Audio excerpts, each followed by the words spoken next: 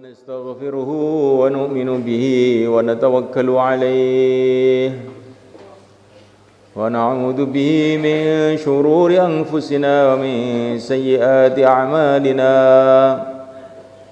من يهدي الله فلا مضل له ومن يضلل فلا هادي له أشهد أن لا إله إلا الله وحده لا شريك له وأشهد أن سيدنا مولانا محمدا عبده ورسوله اللهم صل وسلم وبارك عليه وعلى آله وأصحابه والتابعين لهم إلى يوم القيامة أما بعد. Hadirin, apa yang kita usahakan sekarang?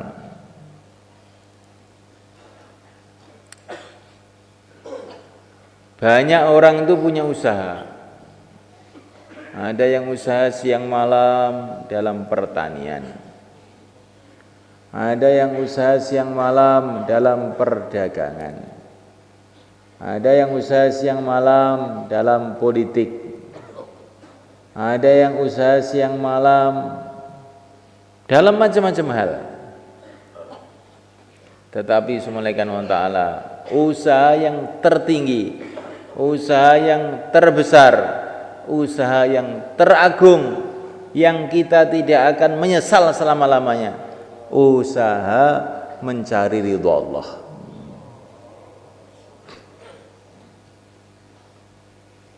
Kalau Allah sudah ridha kepada kita, sedangkan Allah itu penguasa dunia, penguasa akhirat, penentu dunia, penentu akhirat, pasti kita akan beruntung di dunia dan akhirat.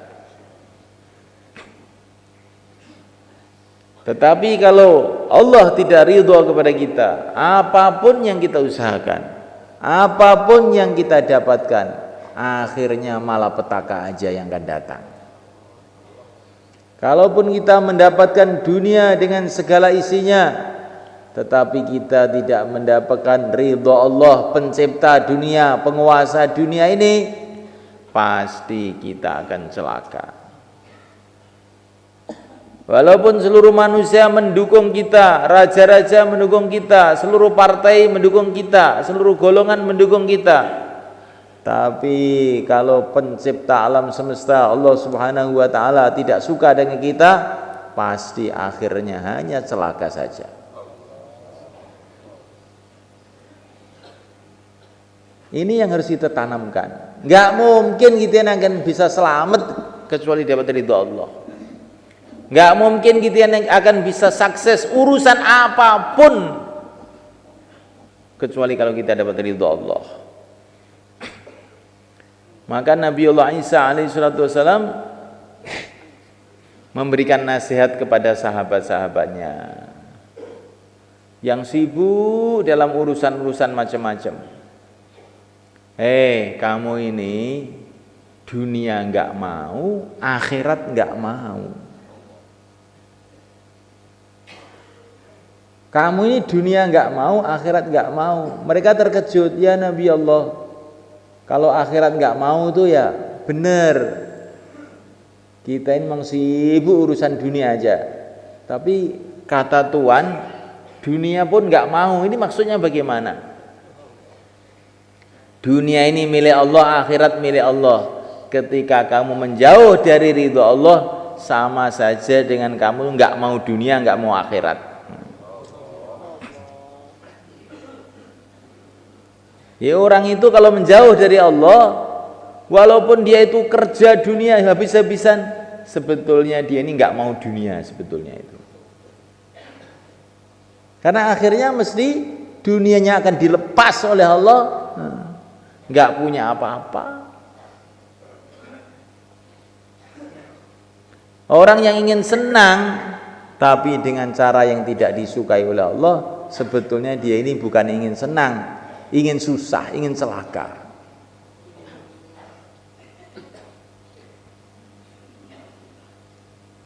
Ya, oleh karena Allah Ta'ala, ini harus kita pahami betul-betul. Saya itu ingin senang, nggak mau susah-susah amal agama. Oh, keliru kamu. Agama ini justru supaya kamu senang. Kamu dapat ridho Allah, Allah penguasa dunia, kamu senang di dunia. Allah yang punya surga, kamu senang di akhirat. Ma anzalna 'alaikal Qur'ana litashqa. Hai Muhammad, aku turunkan Al-Qur'an kepada engkau ini bukan supaya kamu susah, bukan. Agama ini diturunkan oleh Allah kepada kita bukan supaya kita susah, justru supaya kita ini mudah.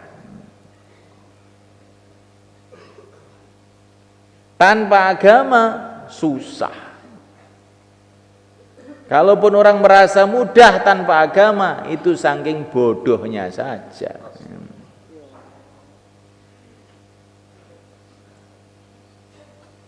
Bahkan tidak ada jalan untuk mudah selain satu jalan saja, yaitu ridho Allah, dan tidak ada ridho Allah kecuali dalam agama Allah.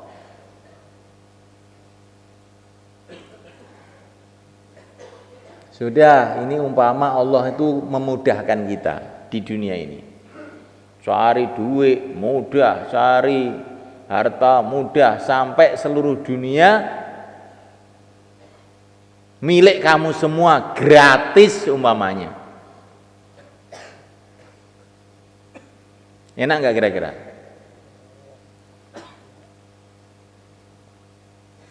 Hartanya tambah banyak, hartanya tambah banyak, hartanya tambah banyak, tetapi umurnya tambah tua, umurnya tambah tua, umurnya tambah tua,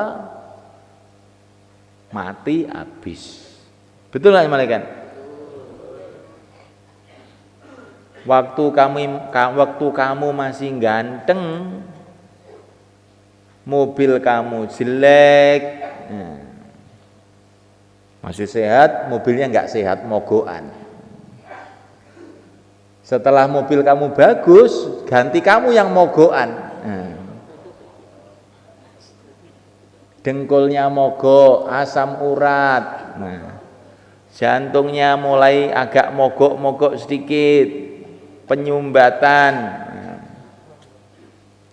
jalannya mulai miring-miring, mobilnya lurus, kamu yang miring sekarang. Rumah kamu sekarang bagus, tetapi kamu sendiri sekarang jelek.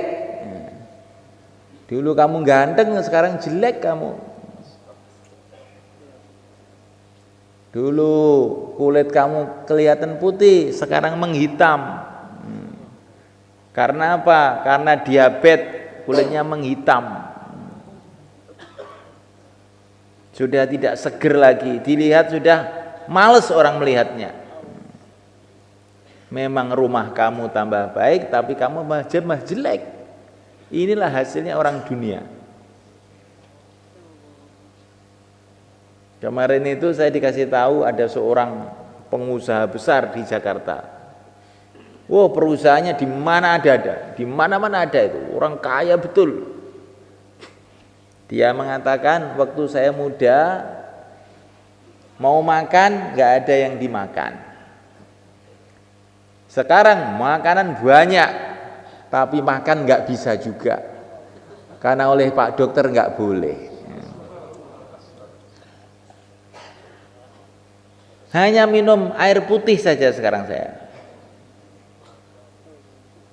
Dan makanan pun, makanan yang enak-enak nggak boleh, hanya makanan cair saja, bubur. Itu sapinya beribu-ribu sapi. Ini makan daging sapi nggak boleh. Coca-Colanya itu trontonan, nggak boleh minum. Kalau mau bikin sambal 1 kuintal pun bisa, tapi perutnya nggak kuat, kena sambal dikit langsung mual. Maka saya bilang itu belum, sebentar lagi ke neraka itu. Karena orang kafir ini yang bilang itu. Ini belum ini. Sudah waktu muda kamu bersusah payah kerja, tua bersusah payah sakit, mati bersusah payah ke neraka. Itulah nasibnya orang yang ingin mencari kebahagiaan bukan dengan agama Allah. Kalau orang mencari kebahagiaan dengan agama Allah, muda, ngapalkan Quran, wirid, i'tikaf, keluar 4 bulan. Oh, kamu masih muda di masjid saja. Nikmat Pak di masjid. Menghadap kepada Allah, bagaimana tidak nikmat? Malam-malam orang pada tidur, dia zikir, subhanallah, subhanallah. Kamu kok sergap sekali? Bukan sergap Pak, ini nikmat ini. Masya Allah. Tambah tua tambah gembira, karena dia tahu tambah tua tambah dekat dengan kuburnya, maknanya tambah dekat dengan surga. Tambah tua wajahnya tambah cerah, gembira, tersenyum aja. Kamu kok tersenyum aja, ada apa? Sudah tua. Kenapa kalau tua? Kalau sudah tua ini mau berangkat menyusul Rasulullah, bagaimana enggak senyum? Nah, senyum terus tua tuh. Ini kalau orang ahli dunia tua, aduh, udah tua saya. Rambut sudah mulai putih, badan mulai lemah. Akan saya tinggalkan pabrik saya, akan saya tinggalkan negara saya, akan saya tinggalkan istana saya, rumah saya. Orang dunia itu semua kan, kalau sedikit itu betul-betul mereka ini orang yang paling susah sebetulnya. Walaupun itu presiden. Kamu kira orang jadi presiden enak itu? Enggak. Enak itu ketika dia tidak mikir. Kalau dia mikir, waduh sebentar lagi pensiun saya. Maka ada orang bayan kemarin tuh di depan pejabat-pejabat. Para pejabat, ketahuilah katanya bayannya itu. Orang itu kalau jabatannya sudah tinggi, itu tandanya sudah mau mati katanya. Maka kalau kamu diangkat jabatan lebih tinggi, cepat inna lillahi wa inna ilaihi raji'un. Orang kok pangkatnya jenderal, berarti sudah mau mati. Nggak ada jenderal umur 17 tahun, nggak ada. Jenderal itu mesti sudah tua. 50, 60 itu jenderal. Orang diangkat jadi presiden, sudah dekat kuburan itu. Itu umurnya mesti 50 ke atas itu. 60 ke atas bukan 50. Kalau Pak Lurah itu masih agak panjang itu. Biasanya. Ada juga yang lurah tambah dekat ya. Jadi semulaikan Allah Ta'ala itulah dunia. Maka orang yang membanggakan dunianya hanya satu aja, orang yang bodoh, nggak mikir. Dunia ini bisa dibanggakan untuk siapa? Untuk orang yang nggak mau mikir. Para ulama mengatakan setelah di dunia ini ada makhluk yang namanya kematian, sebetulnya dunia ini sudah tidak ada yang pantas dibanggakan. Mau mati aja loh, yang dibanggakan apa? Dengar ini, setelah di dunia ini Allah ciptakan makhluk yang namanya kematian, maka apapun benda yang ada di dunia ini tidak pantas dibanggakan. Apa yang dibanggakan? Mau mati aja lah. Saya punya duit banyak, mau mati enggak? Ya mau mati, alah biasa. Sama dengan saya. Saya jenderal, mati enggak? Ya mati, alah sama aja. Saya menteri, mati enggak? Mati, podo wae. Saya presiden, pemenang dalam pemilu 2015, mati enggak? Nggih mati, podo wae. Tidak pantas dibanggakan. War mati loh.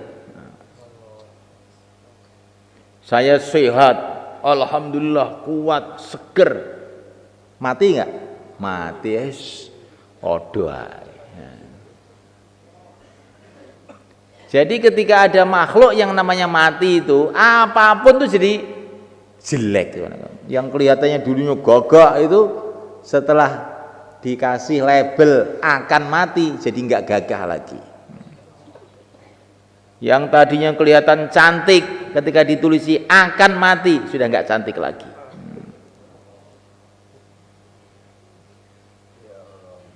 Jadi kalau ada orang yang kamu banggakan, benda yang kamu banggakan, kamu tulisi akan mati, nah, nanti jadi nggak bangga lagi. Maka semuanya Allah Ta'ala, orang yang bahagia ini adalah orang yang bahagia di akhirat sebetulnya. Tetapi anehnya semuanya orang yang amal agama ini di dunia ini pun Allah telah bagi kebahagiaan kepada mereka yang tidak dikasihkan oleh Allah kepada orang-orang yang sibuk dunia.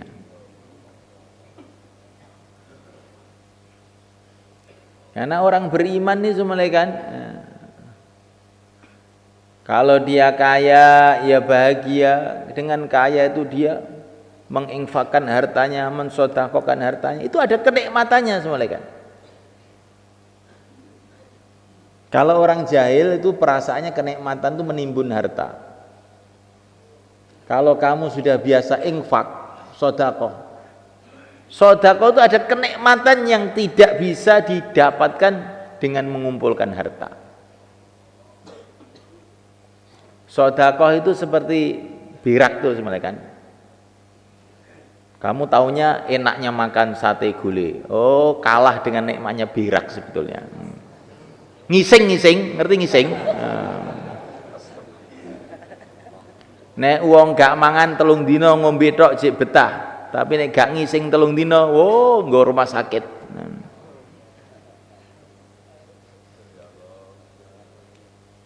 Jadi orang sekarang paham nikmatnya makan, tidak tahu nikmatnya buang air. Lah, subhanahu wa ta'ala mengumpulkan harta itu seperti makan itu. Infak itu seperti buang air itu. Pelong, alhamdulillah. Kalau makan, kalau terlalu banyak, kebeken wetenge kemelekaran. Jadi kita ini kalau mengumpulkan dunia kok lebih dari keperluan kita, langsung gak enak wetengku, pareken. Tapi kalau namanya membuang di WC, pelong, alhamdulillah. Ini contoh saja semuanya kan, supaya kita ini berpikir, jangan perasaannya itu nikmatnya itu dalam mengumpulkan harta aja. Mengumpulkan harta itu nikmat kalau secukupnya aja, lebih nggak nikmat. Masa jam 3 malam di sawah, masa nikmat itu? Pegawainya sudah pada pulang, masih di kantor urak-urek ngitung duit, itu nikmat. Itu bukan kamu punya kantor, kamu itu dipenjara oleh kantor. Bukan kamu punya pabrik, kamu itu dipenjara oleh Allah di pabrik kamu. Gara-gara nggak mau iktikaf di masjid, kamu harus iktikaf di pabrik.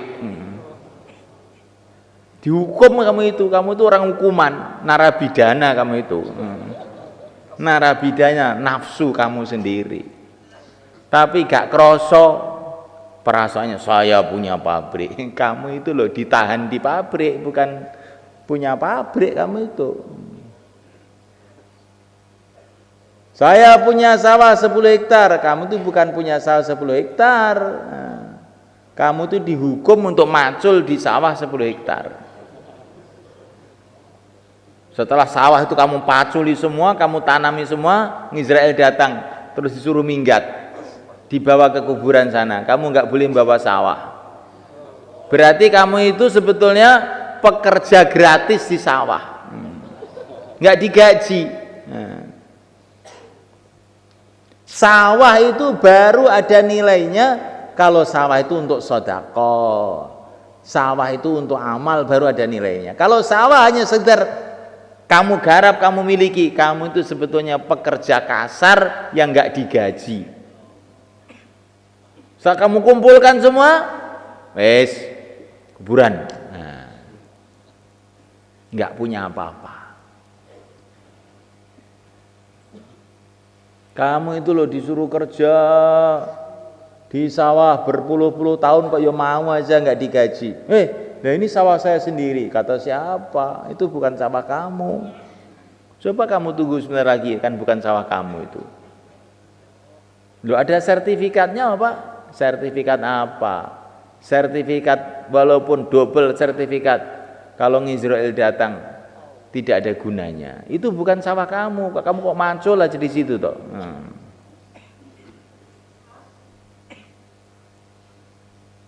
Maka semenaikan Allah Ta'ala, kesuksesan, kebahagiaan sebetulnya itu hanya kalau kita ini berjalan di jalan menuju surga, nggak ada lain. Sehingga kita dapat ridho Allah, hidup kita di dunia penuh dengan barokah. Kalau kaya, sedekah, tenang, plong. Kalau miskin, malah seneng. Orang miskin masuk surga sebelum orang-orang kaya. Kalau sehat senang untuk ibadah, kalau sakit berguguran dosanya, senang juga. Ya orang iman tuh senang dok isinya. Yang menyusahkan untuk orang yang tidak beriman itu bagi orang beriman menyenangkan.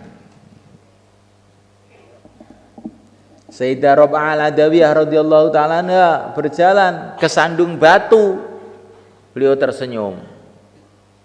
Padahal ini kakinya itu berdarah. Ditanya oleh murid-muridnya, apa enggak sakit kok malah tersenyum? Ya sakit, kok tersenyum?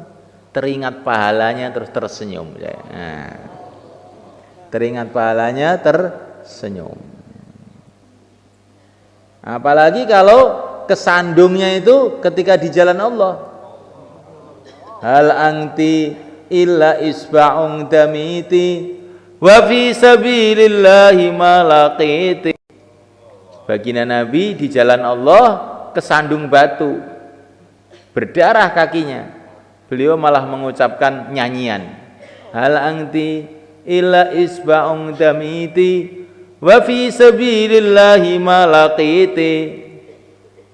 Kamu ini adalah jari berdarah. Tapi berdarah fi sabilillah enggak apa-apa. Malah nyanyi Rasulullah itu. Jadi kita ini kalau bersusah payah untuk agama itu kita syukuri. Malam Jumat iktikaf di masjid, kepanasan, kedinginan, gigit nyamuk, alhamdulillah. Fisabilillah. Sekarang digigiti nyamuk di masjid, semoga nanti di kubur juga tidak digigit oleh ular-ular kuburan lagi. Nikmat. Digigit nyamuk malah tersenyum. Ini orang iman tuh begitu. Diceritakan bagaimana Sayyidina Ibrahim ibnu Adham. Ibrahim ibnu Adham ini adalah anaknya raja di Persia sana. Tapi ditinggalkan kerajaannya, jalan kaki menuju Mekah. Setiap 1 kilo sholat 1000 rakaat. Setiap 1 kilo itu. Jadi perjalanan dari rumah beliau sampai Mekah itu 16 tahun. Ada orang begitu. Masya Allah. Beliau ini anak raja, nggak mau uang dari kerajaan, nggak mau. Beliau kerjanya ngepyok, kerjanya babat gandum, terus dapat gaji itu untuk makan beliau dengan santri-santrinya. Nah, mulai karena Allah satu hari beliau babat gandum, dapat opah, dititipkan santrinya, kamu bawa ya, kita terus ngadakan perjalanan. Tiba-tiba uangnya hilang, maka santrinya ini dengan penuh ketakutan datang kepada Sayyidina Ibrahim Ibnu Adham. Syekh, uangnya hilang. Alhamdulillah, katanya dia. Loh, uangnya hilang kok malah alhamdulillah? Iya, tadi itu saya itu mikir nanti kalau saya ditanya oleh Allah mengenai uang saya ini bagaimana jawabannya. Lagi mikir kok kamu datang uangnya hilang. Berarti ini sudah nggak akan ada pertanyaan lagi nanti di akhirat. Alhamdulillah, terima kasih ya kamu hilangkan. Itu kalau para wali itu begitu. Bukan kalau uang hilang datang ke Pak Kiai, amalannya apa supaya balik. Itu sih biasa, kalau itu biasa. Biasa. Boleh juga begitu, tapi kamu tidak akan sampai ke tingkatannya Ibrahim Ibnu Adham. Nah, ya tingkatan Karkun Temboro gitu aja. Itu banyak itu, beberapa hari yang lalu tuh ada orang sepeda motornya hilang. Apa amalan? Baca Yasin. Tahu-tahu 3 hari balik sepeda motornya. Tapi ya nggak meningkat. Kalau sepeda motornya hilang, alhamdulillah, baru itu setengah wali itu.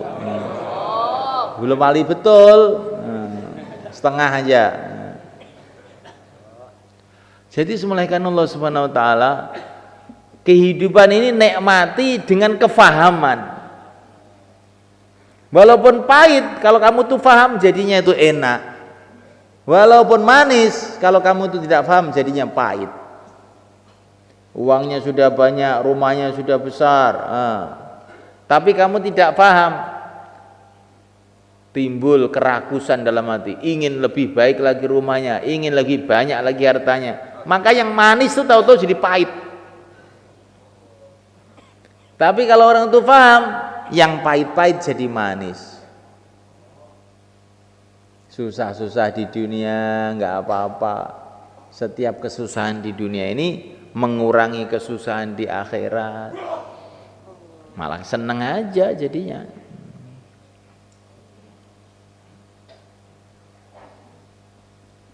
Nah, mulaikan Allah Subhanahu Wa Taala. Inilah diantara bagaimana kebahagiaan itu dalam agama. Nah, kebahagiaan itu letaknya dalam hati. Hati ini akan tenang, tentram, bahagia kalau hati ini paham agama. Nah, agama itu syarat pertama adalah iman, yakin kepada la ilaha illallah. Mantep bahwa yang berkuasa hanya Allah, yang menentukan hanya Allah. Dan Allah Subhanahu Wa Taala Maha Rahman, Maha Rahim. Maka kalau kita ini dikasih enak, dikasih nggak enak, syukur kepada Allah. Allah itu yang Maha Rahman, yang Maha Rahim. Ini kelihatannya nggak enak, ini kan menurut saya. Mungkin ini yang tidak enak, ini justru yang paling baik bagi saya. Wa asa an takrahu syai'a wa huwa khairul lakum. Mungkin yang kamu tidak suka itu justru lebih baik buat kamu. Wallahu ya'lamu wa antum la ta'lamun. Kamu tidak tahu, Allah tahu, kamu tidak tahu. Orang iman itu menghadapi keadaan seperti orang sakit datang ke dokter, dipotong kakinya. Dia malah senyum, walaupun meringis tapi senyum. Terus membayar 10 juta. Kenapa? Karena dia tahu bahwa ini lebih baik. Allah Subhanahu Wa Taala Arhamur Rahimin, Maha kasih sayang kepada hamba-hambanya yang beriman. Maka apapun yang Allah turunkan kepada kita, kita gembira, kita syukur. Insyaallah malaikat. Kalau syukur itu menunggu senang, wah kamu tidak akan pernah syukur. Tapi syukur itu dasari bahwa Allah itu Maha kasih sayang, Maha tahu apa yang baik untuk saya. Maka orang yang begitu syukur terus.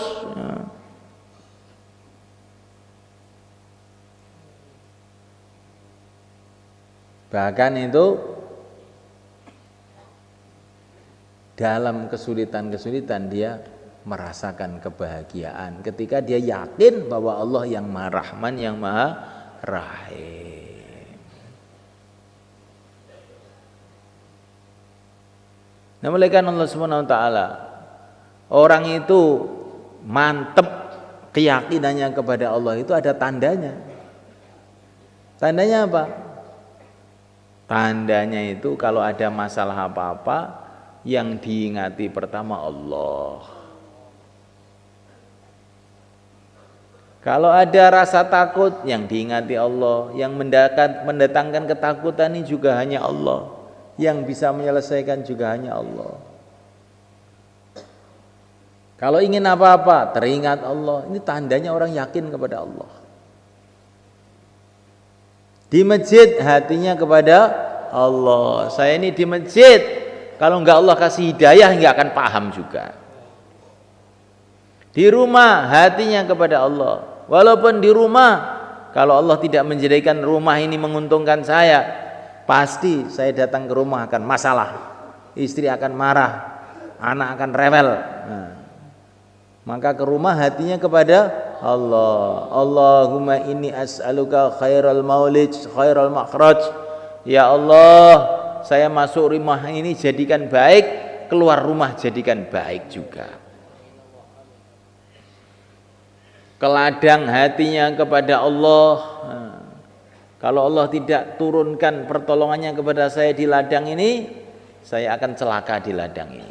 Dan ladang ini tidak akan mendatangkan manfaat apa-apa kepada saya. Maka keladang hatinya kepada Allah. Di mana saja hatinya kepada Allah, itu tandanya orang itu yakin bahwa yang berkuasa hanya Allah. Tandanya hati itu yakin kepada Allah, timbul rasa cinta kepada Allah. Karena seluruh kebaikan dunia akhirat hanya Allah yang bisa mendatangkan. Bagaimana dia tidak cinta kepada Allah? Timbul rasa takut kepada Allah. Semua musibah dunia akhirat yang membuat juga Allah juga. Bagaimana kita tidak takut kepada Allah? Timbul rasa takut, timbul rasa cinta, timbul rasa malu. Allah melihat saya 24 jam. Bagaimana saya tidak malu kepada Allah? Ini tandanya iman itu mancep di dalam hati. Semoga kita begitu malaikat. Tandanya cinta kepada Allah, cinta kepada Rasulullah. Karena Rasulullah itu adalah orang yang paling dicintai oleh Allah. Tandanya cinta kepada Rasulullah, cinta kepada sunnah Nabi, cinta kepada perjuangan Nabi.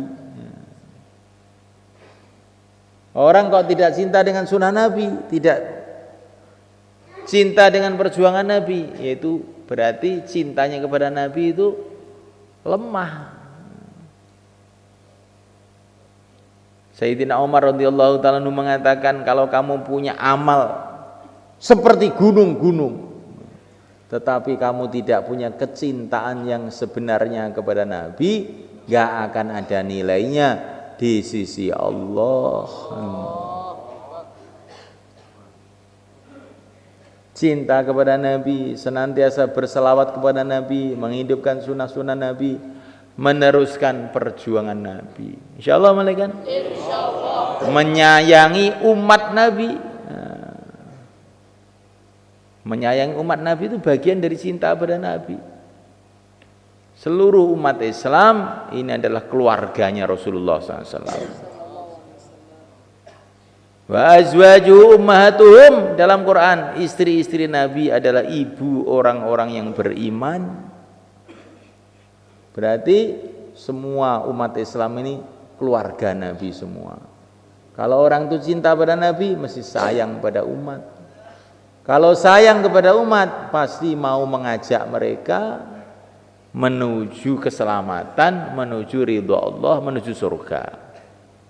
Kalau orang membiarkan umat berbondong-bondong menuju neraka, itu berarti tidak sayang kepada umat. Orang yang tidak sayang kepada umat tidak disayangi oleh Allah. Allah nggak suka. Orang duduk nonton televisi, melihat kemaksiatan, malah tersenyum-senyum, itu orang kejam. Itulah orang kejam. Melihat orang mau ditarik ke neraka oleh setan, dia malah tersenyum. Mestinya kita harus nangis, kok malah tersenyum. Melihat orang digorok, disembelih, tersenyum. Kejam apa enggak? Kejam.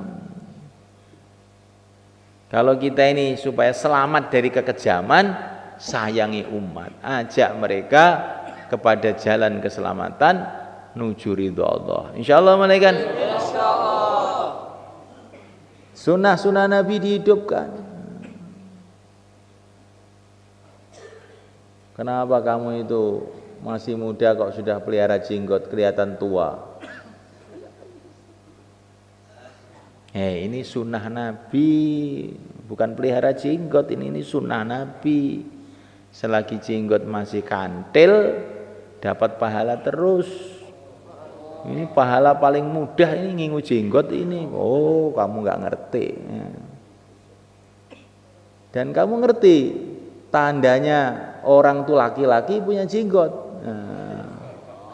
Kalau nggak punya jenggot itu belum laki-laki yang sempurna, ya nggak semalaikat? Ya.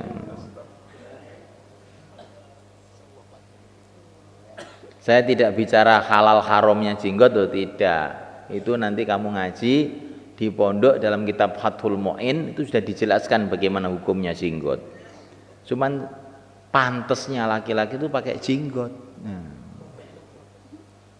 Katanya para ulama, barokahnya jenggot itu istri kita itu jadi tunduk sama kita. Karena dia paham kalau kaki kita ini laki-laki, jadi akhirnya nurut. Nah, kalau nggak punya jenggot, itu istri kita ini menganggap kita ini perempuan, sama-sama perempuan, akhirnya cakar-cakaran. Nah, katanya begitu. Saya juga belum nyoba itu. Katanya aja loh malaikatnya. Jadi malaikat Allah Subhanahu wa taala, sunnah Nabi dihidupkan.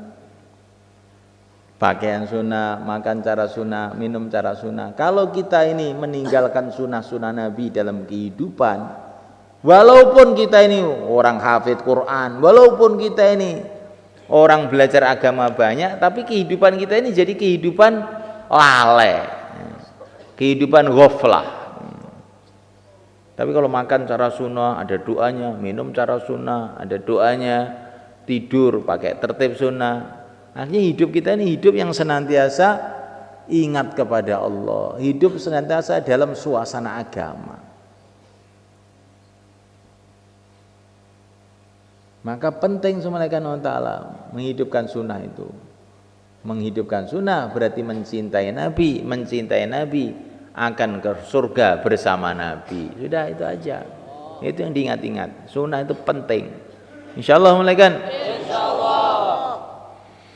Supaya ini semua mantep dalam hati. Masya Allah, ini kesempatan Sya'ban malaikat. Sebentar lagi Ramadan. Maka kalau kita ini keluar sekarang, terus nanti Ramadan juga masih di jalan Allah, Ramadan kita pahalanya berlipat ganda, barokahnya berlipat ganda. Bagaimana malaikat? Insyaallah.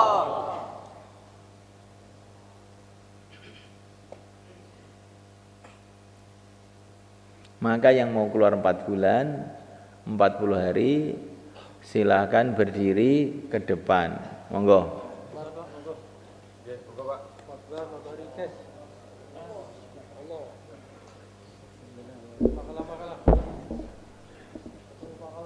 Monggo.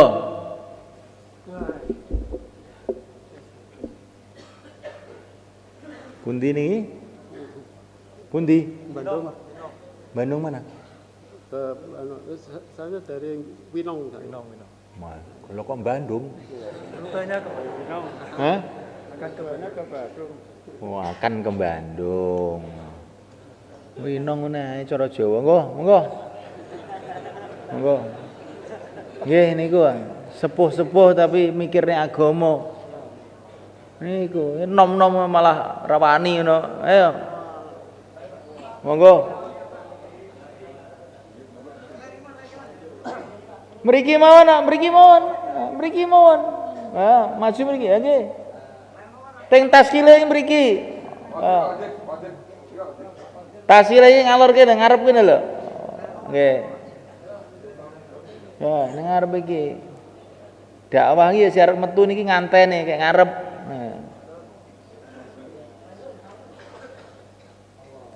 Silakan yang mau 4 bulan, 40 hari, tambah masa, sisa masa.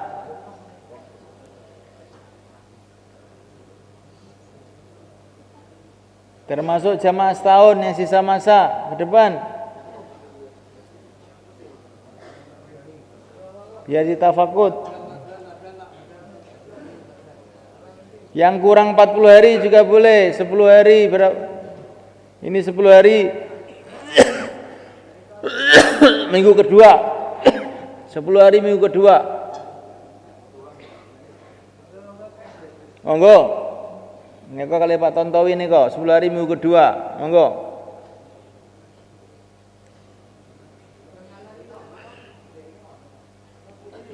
Konco senten niki enten cerita. Sampeyan rungokne nggih.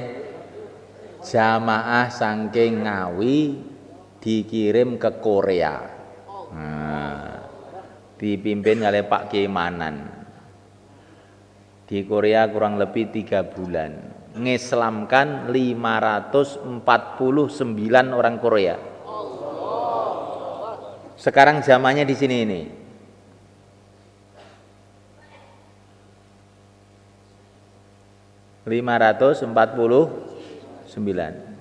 Tadi baru cerita tadi pagi tadi di musyawarah pagi. Ternyata yang dijadikan asbab hidayah itu bukan hanya wali songo tok. Kalau kita ini mau bergerak nangis pada Allah walaupun kita ini onto oyo itu nanti jadi asbab hidayah malaikat. Insyaallah malaikat. Nah ini sekarang mau kita bentuk lagi jamaah-jamaah 4 bulan 40 hari ke negeri jauh. Ke Korea mau kita bentuk lagi. Orang-orang Korea sekarang minta dikirim ustadz-ustadz ke sana untuk ngimami. Untuk ngaji. Masya Allah, indah sekali. Orang-orang pergi Korea cari duit, kita pergi ke Korea cari hidayah. Masya Allah. Ini kalau dilihat dari langit itu indah sekali sebenarnya.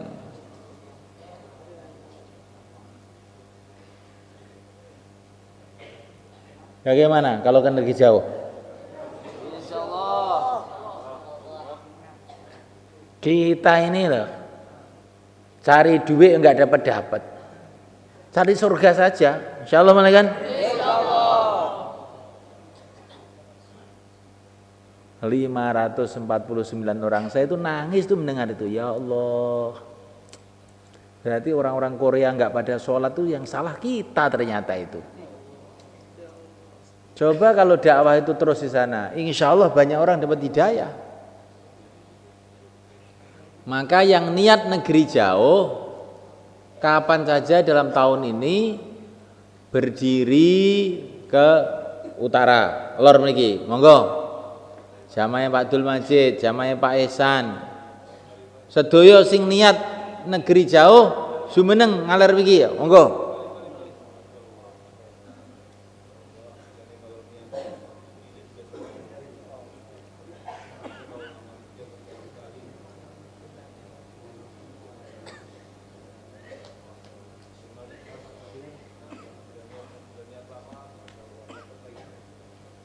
Nek wong entuk dhuwit akeh mboten gumun. Lah nek wong iso ngislamne wong akeh ya kuwi lah sing pantes jan disyukuri tenan niku. Insyaallah Bang nggih. Insyaallah.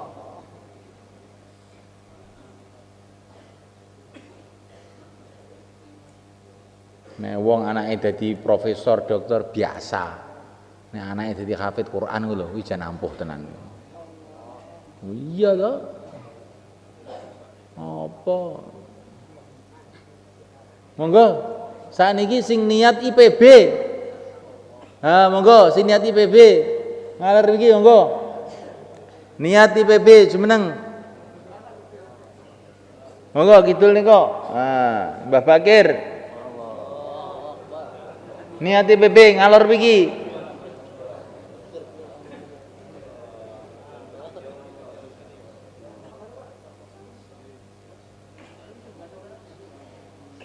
Niki malam nisfu Sa'ban, malam doa-doa makbul.